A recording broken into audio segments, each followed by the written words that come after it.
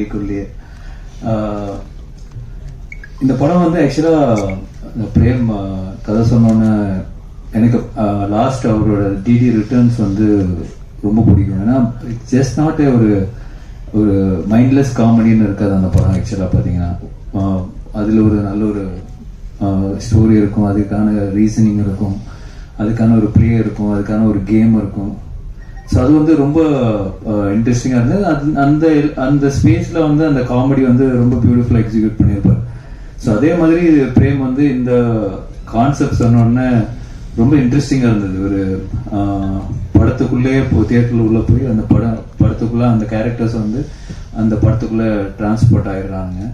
So அது வந்து ரொம்ப ஒரு நாவல் ஐடியா, ஒரு இன்ட்ரெஸ்டிங்கான ஐடியா. இதில் எப்படி ஒரு காமெடியும் சரி, அதில் ஹாரர் எலிமெண்ட் எப்படி கொண்டு வர போறாருன்னு ரொம்ப ஆர்வமாக இருந்தேன். பட் அந்த லைன் ஐடியா சொன்னதுக்கப்புறம் நான் அவர்கிட்ட சொன்னதுதான், நீ கரெக்டாக பண்ணிட்டேன்னா இது சூப்பராக இருக்கும் ஆஸ் எ ஃபில்ம் அப்படின்னு.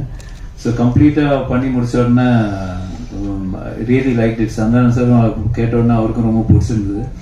So that's why beyond budget எல்லாமே வந்து அதெல்லாம் பார்க்காம இந்த படம் எடுத்தா, இந்த குவாலிட்டியில் எடுத்தா, இந்த லொகேஷன்ஸ் எல்லாம் யூஸ் பண்ணி எடுத்தா மட்டும்தான் இதோட 100% ஒரு எக்ஸ்பீரியன்ஸ் பண்ண முடியும்னு அப்பயே முடிவு பண்ணிட்டோம். ஸோ கண்டிப்பாக சந்தானம் சாரோட அவரோட சப்போர்ட் இல்லாமல் இது பண்ணியிருக்க முடியாது.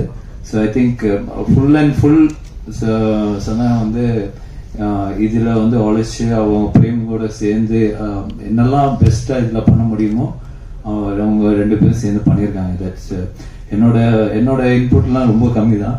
பட் தேர் எஃபர்ட் ஒரு லாஸ்ட் ஆல்மோஸ்ட் a year இந்த ப்ராஜெக்டில் தான் அவங்க 2 பேரும் ட்ராவல் ஆகிட்டு இருக்காங்க.